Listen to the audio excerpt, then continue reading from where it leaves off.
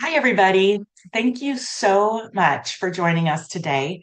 I am Michelle Morris from Consolidated Planning Group, and I want to thank you for being here to watch our webinar, whether this is the first one you've seen us present or the 31st or whatever. We're just so glad you're here. So thank you so much for being here.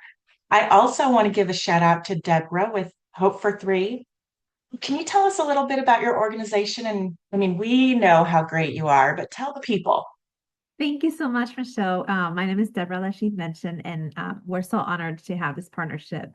We love the conversations and everything that Consolidated Planning Group brings to the table. So a little brief explanation about Hope for Three. So we are a local nonprofit in the Fort Bend County area. We raise awareness, acceptance. We provide resources for the families and support during the autism journey. We do not provide direct services, but we are able to help with any resources. And for the resources, they can live anywhere. Um, we even have people out of the country called us for resources. So we're able to help anybody anywhere. For financial assistance only that they do have to live in Fort Bend County. But if we're not able to help, they do not leave empty-handed. We always have at least the resources we can provide for them. We also have different events throughout the year. So we hope you guys can go to our website and check out the events that we have for the families. And thank you so much again for having us and, for sharing this really important educational pieces. Thank you so much, Deborah. We love the work that you guys do, and we're proud to be a part of the community with you and help serve the community with you. So thank you so much for that. Thank you. Um, so what county did you mention, Deborah? I'm sorry, what county did you mention? So we're in Fort Bend County. Yes, but we're Okay, able to, yeah, if we're not able to help just for the financial part of it, if we're not able to help financially, if, for example, somebody calls us from Harris County, we have a list of resources where they can get the help. perfect, perfect. Thank you so much. You're welcome. I also want to take a moment to just say real quick, the people who join these webinars, I really want to give you a thank you, a huge thank you, because I feel like we're creating our own little army of advocates here and people who are more educated about these kinds of matters. And um, with all of the resources out there and all of the information, there are a lot of people who try to be helpful, but maybe don't know all the nuances, or maybe they've heard wrong. Or maybe they're a neighbor who says, oh, your child has the same diagnosis as mine, so you must also qualify for this and this. But they don't know all the nuances. They don't know your personal situation or your child's exact diagnosis. And so sometimes those well meaning people are not as helpful as they're trying to be. And I think that by educating the public and building this community that we are really helps just in general, overall, because there are more people who know what they should be doing, and you can help your friends and neighbors and people in like Facebook support groups. And I just want to thank you again for being here and for learning and advancing your own knowledge to help the entire community. Now, before I go into our topic for today, we do record all of these webinars. After we're finished presenting, we send you an email that has a link to the recording, and it will also have the slides from today's webinar. So you will receive these slides later on today if you've registered with your email. Those will be sent out to you. Now, if you're listening on our podcast, or maybe you're already on our YouTube channel watching this and you want a copy of those slides, all you need to do is call or email me or our company. The email is contact@cpgcares.net, or you can email me directly, mmorris@cpgcares.net, and we'll go ahead and get those slides for you. We cannot see you or hear you today because we're in webinar mode. So if you have any more questions or comments, we love those. I would just like for you to put them in the chat box for me so that I can present the material and watch the chat box all at the same time and get those questions answered for you. So here at Consolidated Planning Group, we are special needs focused financial advisors. I would say that we do everything that any traditional financial advisor does.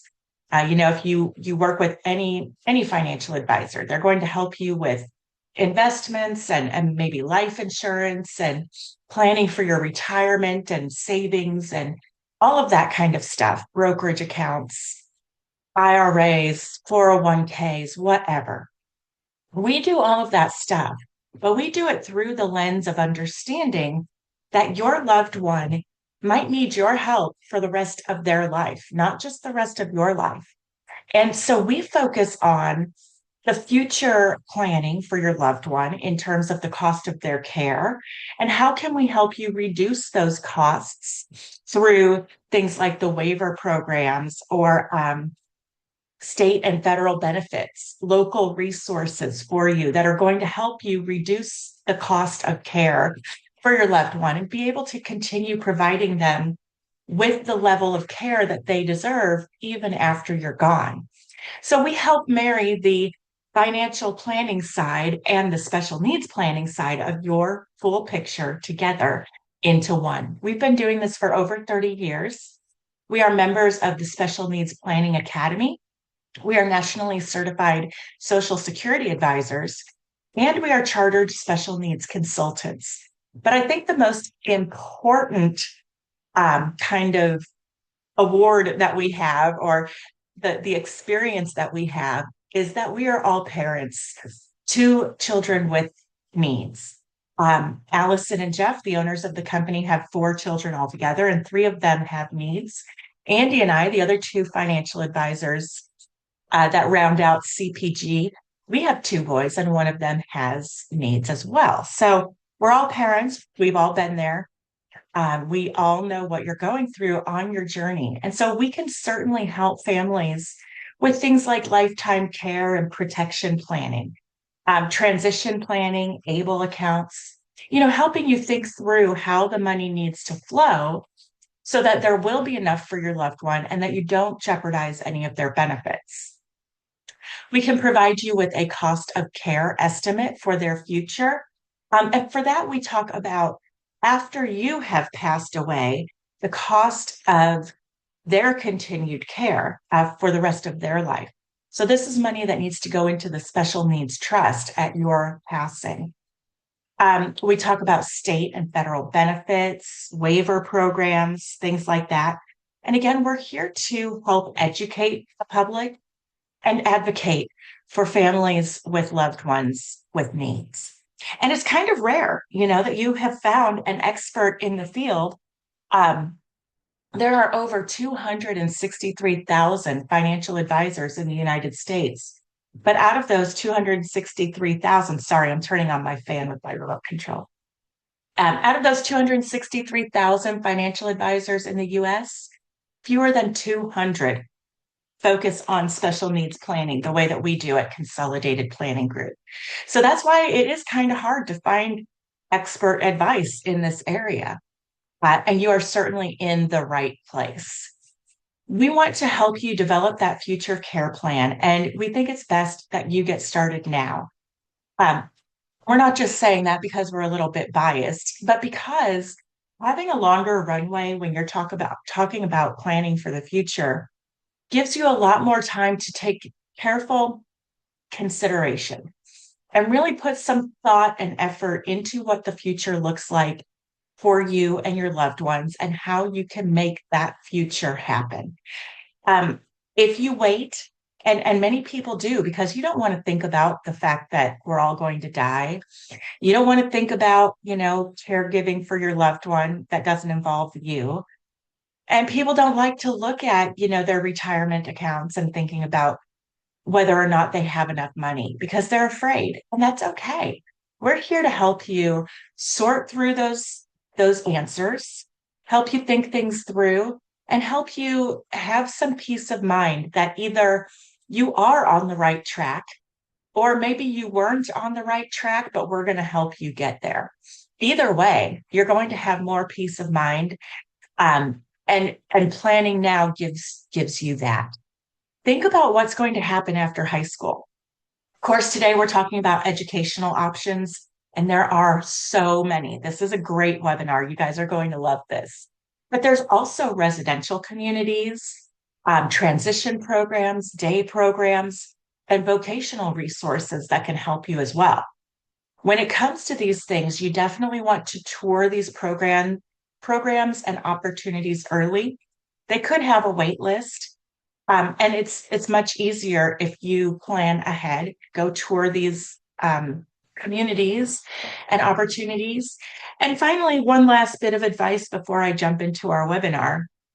Just be very, very careful naming successor caregivers for your loved one. Many people think a sibling is just going to be the easiest route. They already know each other. Little Jacob's sister, Sarah, she can take care of him. Well, Sarah wants to please you and she loves her brother, so she's going to say yes. Of course, I'll take care of him when we're older. But when that time comes, and you know how hard it is to take care of someone, she's going to realize maybe that she's bitten off a little bit more than she can chew, or maybe she's simply not willing or able to take care of her brother at that time. She's got her own life and family and career. Who knows what could happen? And on the other side of that equation, think about Jacob's perspective. This is your individual with needs. He's had this sister the whole time. They've been best friends and running mates and partners in crime. And now all of a sudden she's stepping into a role that might feel a little bit more authoritarian, more like she's trying to be in charge and control him. And that can create some tension and resentment as well. So just be really careful with that way of thinking, that line of thinking that a sibling is going to be the best answer. All right. So today, when we're talking about educational options beyond high school, we're going to be talking about, how to explore and think about what might be a good fit for you, how to find a school where you can get supports while your child is in school. And then we're going to talk a little bit, because we're financial advisors, of course, about how you can pay for school, because this is a big expense. We all know that. So as you're nearing the end of your loved one's high school career, you're going to be thinking about their journey. And we want you to remember that everyone is different. We're getting towards the end of the school year. People are already thinking about graduation plans and announcing where their child is going to go for college on Facebook and all of this stuff. And we're starting to see that right now. But it's very important that you don't compare your loved one's journey to friends and other families on Facebook, other family members, neighbors, things like that, because everyone is different. Nobody's behind. They just are where they are. They're where they need to be. And you just need to focus on planning for their future based on their own unique strengths. Keep an open mind. We encourage you to be realistic, plan ahead for the hard times, but keep an open, positive mind and hope for the best and stay optimistic. And this is going to help you think of all the different possibilities that are out there for your loved one. At first you might think, oh, well, I definitely want them to go away to college, to a 4-year college and get a career. Well, maybe that's not their path. There are a lot of different options out there for your loved one. And focus on a path that is truly right for them. Now, you might have to help coach them with this. If you have a loved one, maybe they love animals. They love animals so much. They want nothing more than to work in a shelter and help animals. And that sounds great. You can volunteer at shelters, you can get them in there and get involved. But maybe that loved one also really hates being active and hates loud noises. And here they want to go walk dogs and be in a loud shelter with barking and whining and dogs crying and being loud. So sometimes a person's goals just don't really fit the reality of their life and what they are up to. So you might have to help your loved one Think about that. Try new things and see if it's going to work. If their love for animals is going to outweigh their desire to be more relaxed or whatever the situation in your case might be. Now, I always say when we're thinking about people and their unique journey, um, it's very important that you just remember that everyone is different. A lot of people use the explanation of, oh, if a flower's not blooming, you change the soil, you change the light, you change the water. It's not the flower's fault. I like to compare it to popcorn because popcorn is my favorite snack and I cook it on the stove like my grandpa taught me. And when you're making popcorn, you put all the kernels into the same pan in the same oil on the same burner on the stove. They all go in and they're getting heated up all at the same time. You know what happens? You always have some that pop really early, and then a few more, and then more, and then pretty soon, like a bell curve, most of the kernels pop within the same few moments. And then there are some that trail off, and there are some popcorn kernels that just never pop at all. Now, I don't get mad at them. I don't say, why didn't you pop as quickly as this one? I can't even tell the difference which popped when. And that's the point I'm trying to make is that your loved ones just are where they are and they will pop when they pop and everything is going to be okay. So some academic paths that you might consider with your loved one. There are, of course, great university degree programs, community colleges, maybe a reduced college course load would be a good fit. Maybe start with one or two classes instead of a full schedule. Maybe living at home versus living on campus would give your student enough support to be able to focus more on their classes. There's vocational and skill programs, maybe a trade school or a certificate program. There are a lot of careers where you don't need a diploma. You might just need a license. You study, you take a licensing course and then a test, and then you can get to work. The Texas Workforce Commission has some great programs that can help you. And again, think about that career path that your loved one is talking about and the setting for that career and whether or not that's going to be ideal for them. There are also transition and support programs that might be a good fit for your loved one after high school. Maybe they're going to go live on campus and partner with an organization that provides support while they're living on campus. Maybe a residential community where they can get some care is going to be better for them. And customizing that future care plan so that you are just there to help guide them and show them what's available. And maybe that doesn't include furthering their education at all. It's up to you. So there was a study done at the Frostig Center. They studied people and they found there are 6 attributes to being successful in college.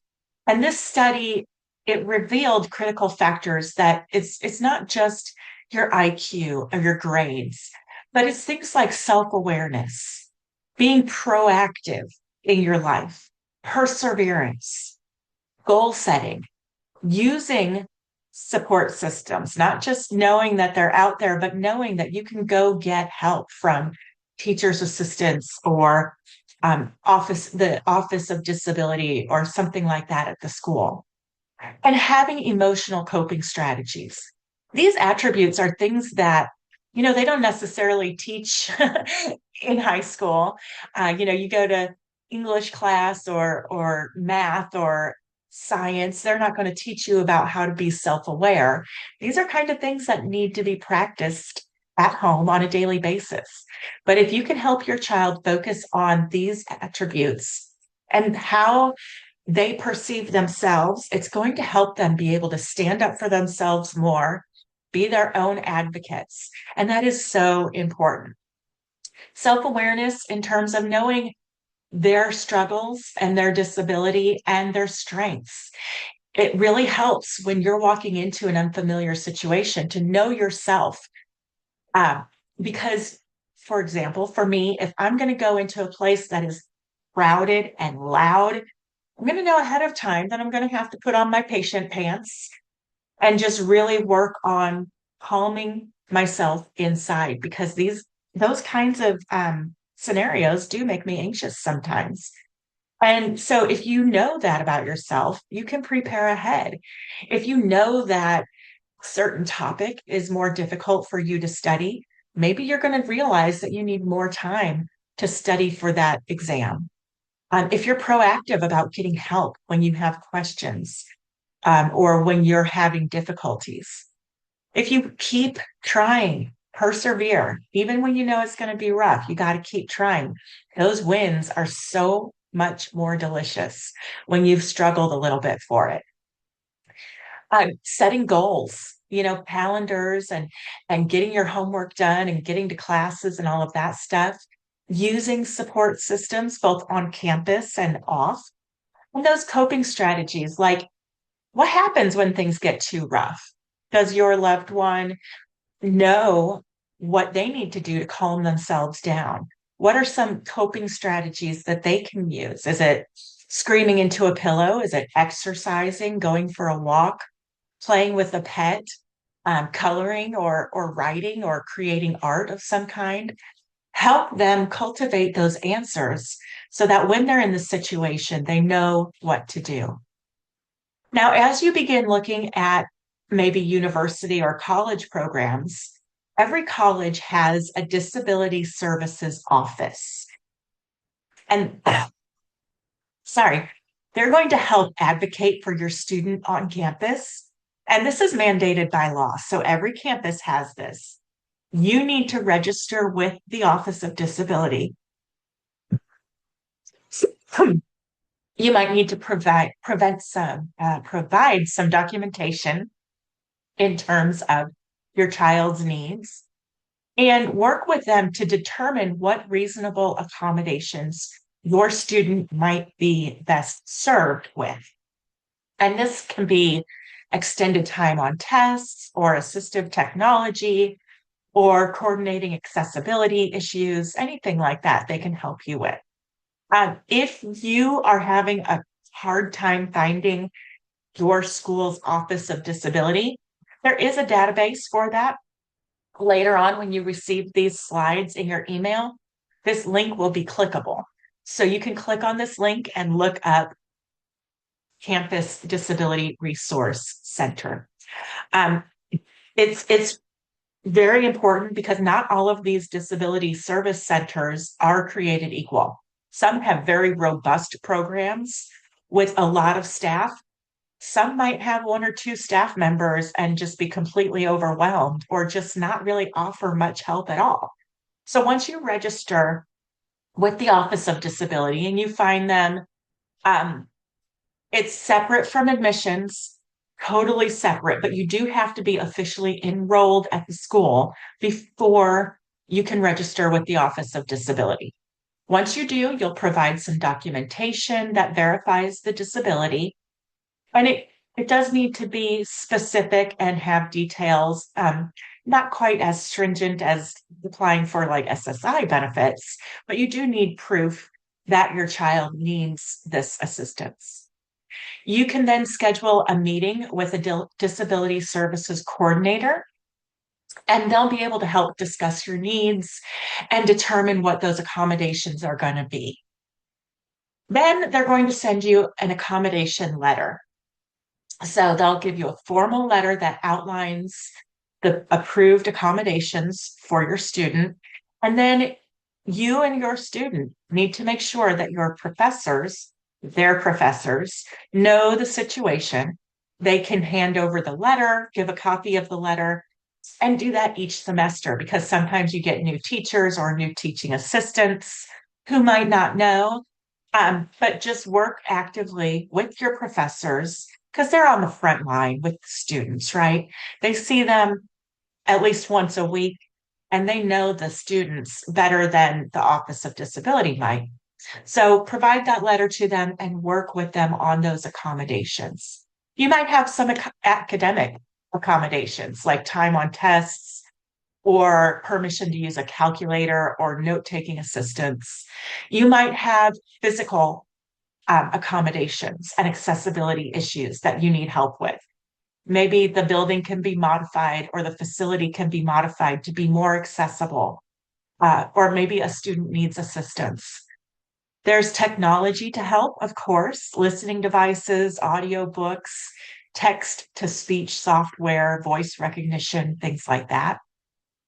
Maybe they can just be a little bit more flexible on their attendance policies or on a deadline if you need that kind of support. Um, and maybe there are even auxiliary services at your campus, things like library resources or materials that are in different formats like Braille or large font, or maybe even assistance with things like paperwork, like financial aid paperwork or job searching. All of that stuff is available on campus for your student, and you should take advantage of it. So let's talk about some colleges that have programs that are specifically meant for students with learning disabilities. So these are some very specialized schools designed specifically for kiddos. Beacon College is a great, great school. I'm pretty sure it's in Florida. Anyone can put that in the chat box if they know for sure. But Beacon College is a private 4-year college exclusively for students with learning disabilities and ADHD.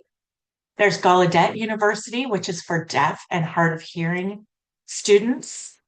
At Landmark College, they have a focus on students with learning disabilities, ADHD, and autism. There's the Perkins School for the Blind.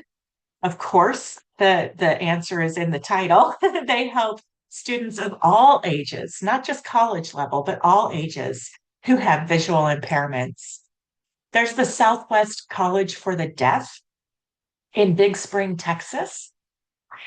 And that is the only self-contained community college for the hearing impaired in the entire United States. And ASL is their primary language at the Southwest College for the Deaf. So there are some options there. What about other disabilities? Thank you, Sharon. She says, great topic. So what about students and other programs? Again, these links will be clickable when you get these slides later on. And if any of them don't work, or if it goes to the wrong place or something like that, please just send me a little note, because I did spend a lot of time making sure that all of these links take you to where they're supposed to. So if they don't, let me know and I'll fix it. So this is a list of some of the schools that offer an IPSE program, IPSE, that stands for Inclusive Post-Secondary Education Program. And that can help with independent living instruction, academic goals, career goals, all of that stuff. There's the Inclusive U program at Syracuse University in New York. Aggie Achieve is great, of course. We love our Texas schools. The University of North Texas has the UNT Elevar program. University of Iowa has UI Reach. Vanderbilt, the Next Steps at Vanderbilt program. That's a 4-year program. These are mainly for students with IDD. Oops, sorry. Here are some more programs. And again, we don't work for these schools. They don't work for us. We don't get any kickback or, anything for advertising them. It's just that we've heard about these great programs and we're trying to share them with you. So there are a lot of universities all around the country that serve families and students with learning differences. One thing about Consolidated Planning Group that I forgot to mention, as you're looking through this list of schools, we are located just outside of Houston, Texas, but we also are able to serve families all across the United States. So it doesn't matter if you go to the University of Arizona and their SALT program, or the University of Houston, which is just down the street basically for us. If you're at Alvin Community College, just a little further down the street, doesn't matter where you are, we can help you at Consolidated Planning Group. Now, if you are searching and you're trying to figure out what school would be a good fit for my loved one, you can check out Think College. Think College is a special database. It's a great website where you can search information on all kinds of different schools all across the United States that have special programs for people with an intellectual disability. There is also Join In, and this is a search tool for programs in Europe where they serve families with special needs, or students with special needs. So if you're interested in maybe having your child attend a school in Europe, you can do that too. Now, a note that just came into the chat box that I'll say out loud, make sure everyone gets this information, is that many times these specialized programs, they may or may not offer a university degree. They might just give a certificate, or say that you participated in the program, but sometimes you don't get a full college degree with those programs. Now, as you're going through your college search, there are so many resources out there that are going to be helpful for you. I just told you about Think College and Join In, but there are also college search consultants, people whose job it is to help you find the right fit at college for your loved one. So, Accessible College, they assist students, they work alongside the school counselors. There's Top College Consultants. They work more with autism, ADHD, and dyslexia to help navigate the college search and admissions programs. There's also Custom College Consulting. That the owner of that company is named Jody Clow. She's fantastic. The College Spy, they're neat. They even have the College Spy, I think it is, does these little flashcards with topics and information that you can practice with your loved ones and help them prepare for college. Like some of those issues we talked about earlier, like self-advocacy and self-awareness and coping skills. You can practice those things with some of their little cards that they have.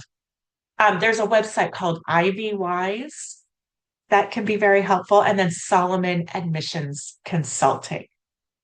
Now, when you are looking at colleges, one thing to be aware of, thank you, Allison, is that if your child is under full guardianship, many schools will not allow a student to live in the dorm or even to attend college if they're under full guardianship. And the reason is because when you have someone under full guardianship, you're taking away their rights. They can't sign contracts. They can't decide where to live. They can't sign a lease or financial aid forms, or they can't sign contracts to live in a dorm. And that's why guardianship and college life don't really mix very well together. College Living Experience is a cool program that is designed to helping provide support to help reach those educational goals.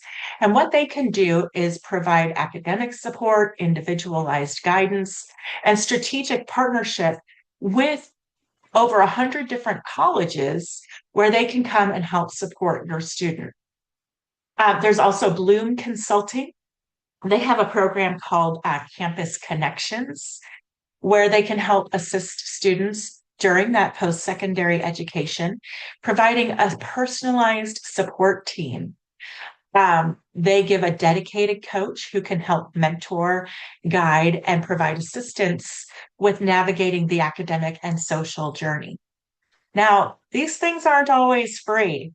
So when you're looking at these different programs and considering their costs, one pro tip that I want to give you is that if you go through the vocational rehab program, every state has one, it's not just Texas, but if you go through vocational rehab, they might be able to help you pay for some of this kind of programs in order to help your student get through college and get the work training that they need to be able to get a job. If it's part of their plan that the vocational rehab people, counselors put together for you.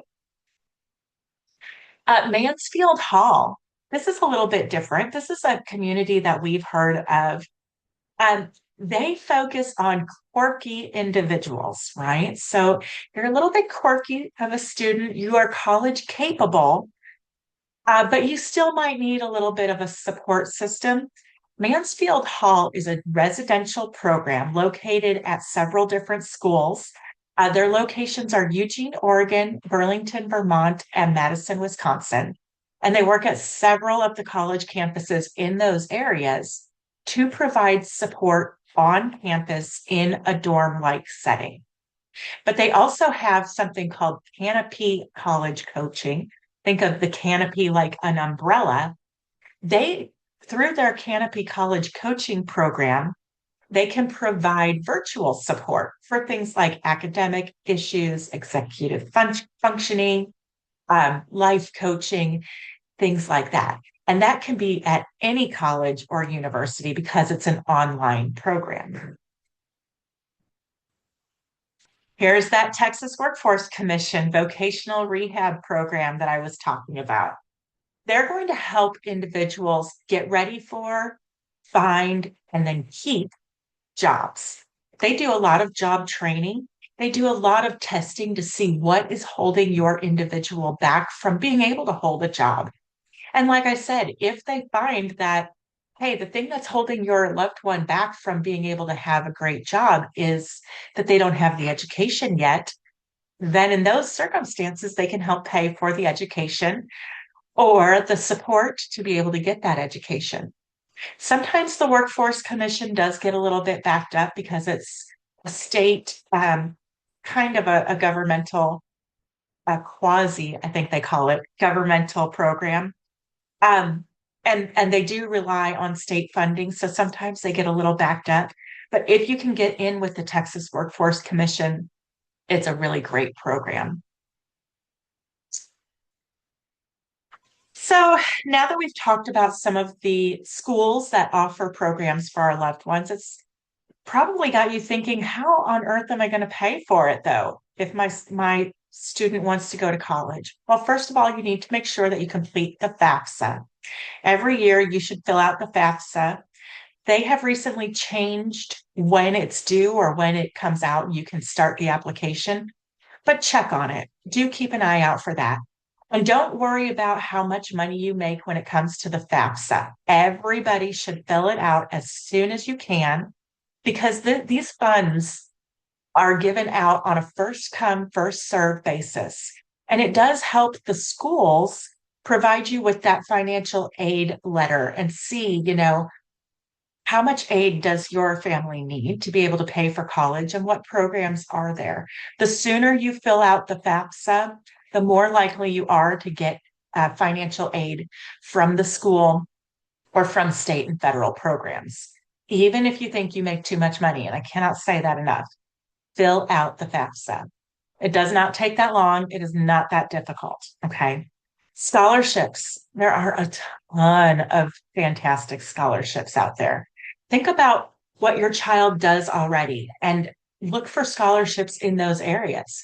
Does your child volunteer? Are they in a club? Do they have hobbies that they love?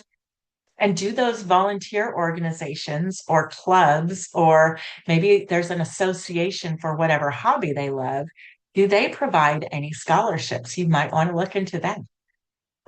Church groups, of course, private organizations, and you can get a scholarship based on your volunteer work, your academics, your personal background, your hobbies, what clubs you're in. what your diagnosis is, all kinds of things. It might be a good idea to keep maybe a spreadsheet because all of these different scholarships have different criteria and different deadlines, right? So we want to make sure that you're keeping an eye on all of those deadlines and making sure that you know what you've done. So maybe a little spreadsheet or a notebook or something like that to help make sure you're working on those scholarships. And then finally, another option is the 529 College Savings Plan. Now, the 529C is a tax advantage investment plan that you can use to pay for educational expenses. Earnings and the withdrawals are tax-free as long as you use it for qualified educational costs. And it is kind of flexible because you can use it for books or devices or room and board, um, anything like that, but it has to be something for education. Now, a quick note, the 529C for college is related to the 529A, which is an ABLE account, which is for special needs individuals who may or may not be going to college. Because with the ABLE account, you can use that money for school and educational expenses, but you can also use that money for anything else your loved one might need. So if you're unsure whether or not your loved one will be going to college or a secondary educational option, um, you can decide whether you need an ABLE account or a college savings account.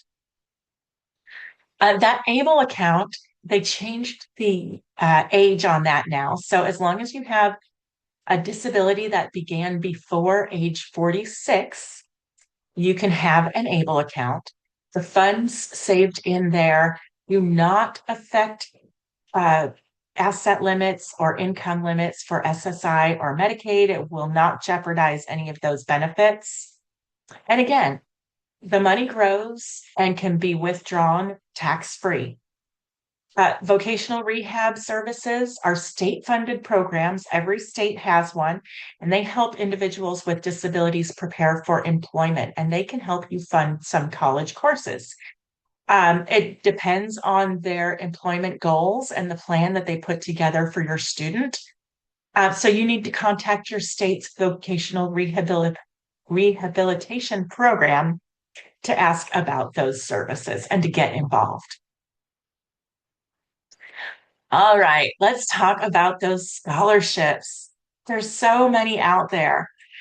First of all, did you know that if your child was adopted through the state, there is a state tuition waiver for college? Basically, they get free tuition if they were adopted through the state. Now, you can also ask at your doctor's office or your specialty clinic, wherever you go for your child, they might have a list of scholarships available that you can check out. So whatever medical campus you use, whether it's Memorial Hermann or Texas Children's or Baylor, maybe they have a list of scholarships you can look into. There's some great college scholarship search engines out there that you can use. But we also encourage you just to look. Google is your friend. All of these scholarship searches also help. I, I accidentally clicked on one of those. Hold on, I'm going to stop my share, find my webinar again, and get back to that. So it shows you that the links on these pages do work because I accidentally clicked one. Okay, we should be back up. Someone in the chat box throw me a thumbs up if we're back and looking good. All right, fantastic. So these these scholarship programs and search engines are very helpful and really going to provide a lot of information. But okay, here we go. If you Google search just for, a diagnosis plus the word scholarship, you might be able to find specialized scholarships that are meant for people specifically with epilepsy or bleeding disorders or multiple sclerosis or something like that. Um, that is, there are all of these great programs. And again, I worked really hard to try to make sure all of these links work. If they don't, please let me know so that I can fix them in the future. Now, there are some great books out there in addition to the websites that you can go to and look for colleges. There's the K and W Guide to Colleges for Students with Learning Differences. That's published by the Princeton Review. You know that they are geniuses when it comes to helping find schools. There's also the Fisk Guide to Colleges. And then there's this book, Colleges That Change Lives. This is about more smaller schools where your child would be, in a very small class size, smaller campus. But these are colleges that really help change lives. I mean, I don't know how else to say it. You just have a much deeper connection and a more meaningful college experience sometimes at a smaller school.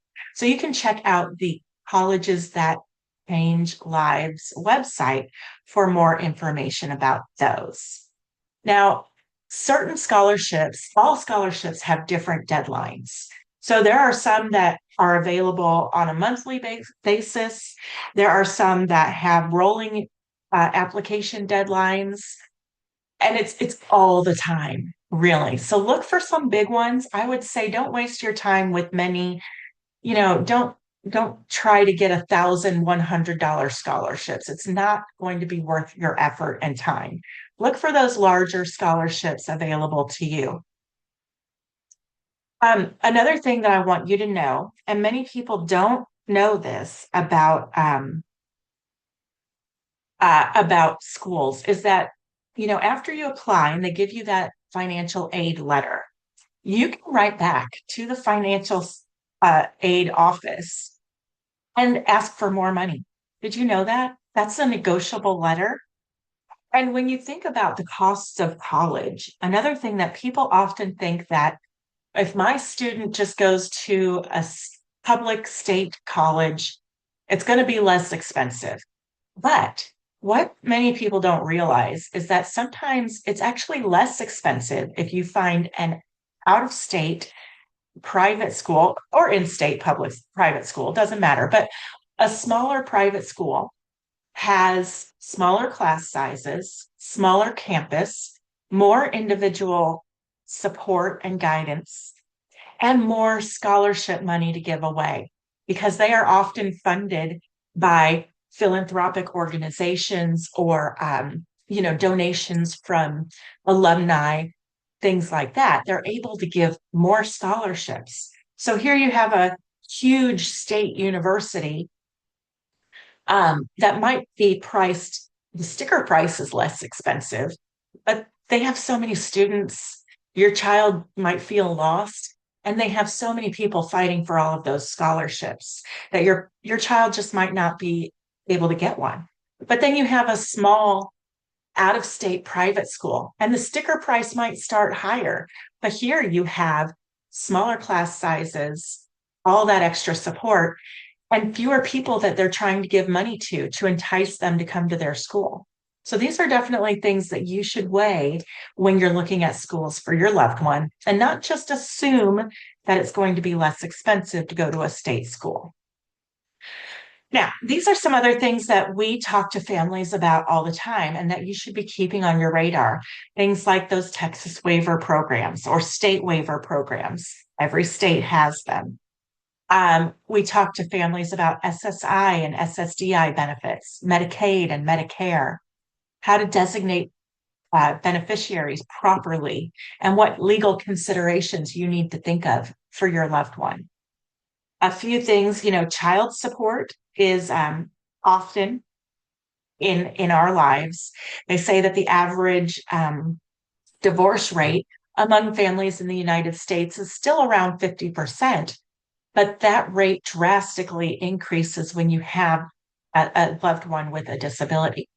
So if child support is a thing in your life and it's continuing beyond age 18, you just need to make sure that that child support gets redirected to a first party special needs trust. And you can check out some of our other webinars for information about all of these kinds of topics. Because, like I said, we do these often and we are here to help you. Now, this page is just a link to our upcoming webinars. If you pre register, you're going to be able to get a link. So you'll have that instant confirmation. You can put the link on your calendar so you know how to get to the webinar when the time comes. You can send us questions ahead of time to make sure that your question gets answered. And you'll get those reminders and, of course, the email after the webinar that gives you the link to the slides and the information. This is our team at Consolidated Planning Group. Again, we are a small boutique style financial planning firm. We truly focus on serving the special needs community. So much so that we offer you a completely free initial consultation. This consultation is usually about 30 to 45 minutes on Zoom. I would love it if you, after this webinar, would email me or call me, and I can schedule your free consultation. What we do is we send you a short questionnaire to fill out so we can learn a little bit about you and your family. And then once we have your questionnaire, we meet with you. We take the time to answer any of your questions first. We use that questionnaire to give you some helpful advice and tips based on what we see you have or have not done yet for your loved one. Then we're going to talk to you a little bit about us and about how we work. And we can work together to see if we would be a good fit to move forward with a plan. Our planning options range from free to thousands of dollars, depending on your family's needs. So it would really be best for you to have your free consultation. We can help determine what you need and how we can help. So use the QR code, call or email or reach out to me personally and get that set up. We will also be reaching out to you to see if you have any follow-up questions for us or need anything else. So I want to go ahead and get back into the chat box and see any questions left over as I wrap up here. Is there any minimum grade for scholarship? Now, I'm not sure if you're talking about grades in terms of GPA, A, B, C, D grades, or if you're talking about what grade in school the child is in. But I will tell you that you can apply for scholarships even when your children are young and they're not like ready to go off to college, and just keep those funds held in maybe an account for them for later. And there are scholarships that do take their GPA and academic grades into account, but there are plenty of scholarships that don't look at academic grades, or they do, but that's not the major consideration. So don't be afraid if your child is a star student or if your child is a little bit more one who struggles with academics. Apply for anything that you can. I see a question in the chat box that says, where can I register for the resources offered by Hope for Three? Well, there is hopefor3.org, or you can email contact@hopefor3.org, or you can just Google Hope for Three and be able to find their contact information there. Thank you, Deborah and Melissa, for that. I see a question. At what age can I sign my daughter up to work with Texas Workforce? She's 15 and is eager to get started. So, Texas Workforce Commission will start working with students at age 14. Now, one thing that I've heard is that sometimes they'll say, oh, well, she's only 14 or 15. It's a little early to start.